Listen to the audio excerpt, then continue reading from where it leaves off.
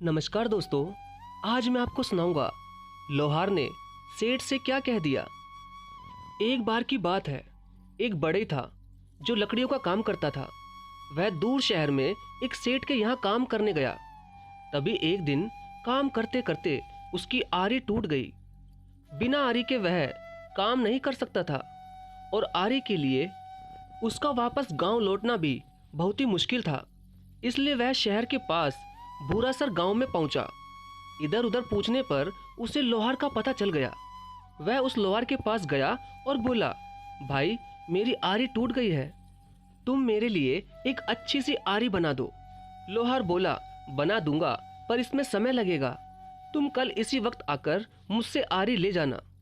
लेकिन बढ़ई को तो जल्दी थी, सो उसने कहा, भाई कुछ पैसे अधिक ले लो पर मुझे अभी आरी बनाकर दे दो। लोहार बड़े ही प्यार से बोला, बात पैसों की नहीं है भाई, अगर मैं इतनी जल्दीबाजी में औजार बनाऊंगा तो मुझे खुद उससे संतुष्टि नहीं होगी और मैं औजार बनाने में कभी भी अपनी तरफ से कोई कमी नहीं रखता। ये कहते हुए लोहार ने उसे खूब समझाया। लोहार की बात पर बड़ई मान गया और अगले दिन आकर वो लोहार से आरी ले गया। और जब वो आरी से काम करने लगा तो उसने देखा कि आरी तो बहुत ही अच्छी बनी है। बढ़ई पहले की अपेक्षा उस आरी से बहुत बढ़िया और आसानी से काम कर पा रहा था। कुल मिलाकर वह उस लोहार और उसकी बनाई आरी से बहुत खुश था।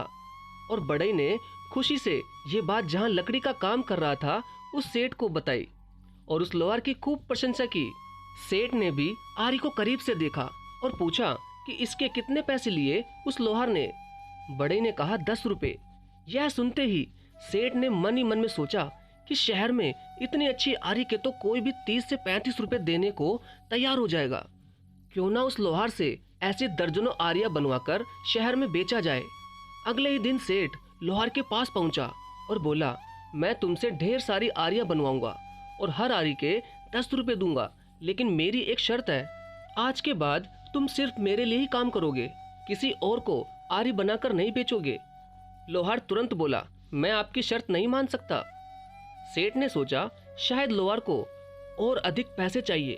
वह बोला, ठीक है, मैं तुम्हें हर आरी के 15 रुपए दूंगा, अब तो मेरी शर्त मंजूर है। लोहार ने कहा, नहीं, मैं अभी भी आपकी शर्त नहीं मान सकता, मैं अपनी मेहनत का मूल्य खुद निर्धारित करूंगा, मैं आपके लिए काम नहीं कर सकता। मैं 10 रुपए में ही संतुष्ट हूँ, इससे ज्यादा दाम मुझे नहीं चाहिए। सेठ बोला, बड़े अजीब आदमी हो, भला कोई आती हुई लक्ष्मी को मना करता है। ये बात सेठ ने बड़े आश्चर्य से कहा। लोहार बोला, आप मुझसे आरी लेंगे, फिर उसे दुगने तिगने दामों में गरीब खरीदारों को बेचेंगे, लेकिन मैं किसी गरीब के शोषण का माध्यम नहीं बन सकता।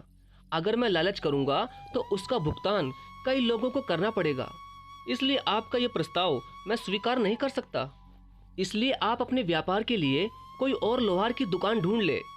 सेठ समझ गया कि एक सच्चे और ईमानदार व्यक्ति को दुनिया की कोई दौलत नहीं खरीद सकती। वह अपने सिद्धांतों पर अडिग रहता है।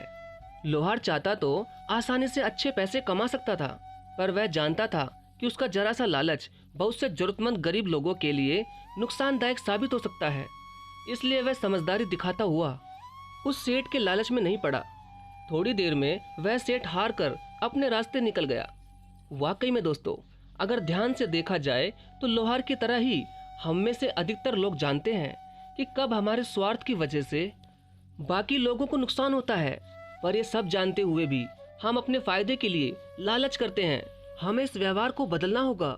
बाकी लोग जो कुछ भी करे उसकी परवाह किए बगैर हमें खुद ये फैसला करना होगा कि हम अपने फायदे के लिए ऐसा कोई भी काम नहीं करें जिससे औरों को तकलीफ पहुंचती हो। धन्यवाद।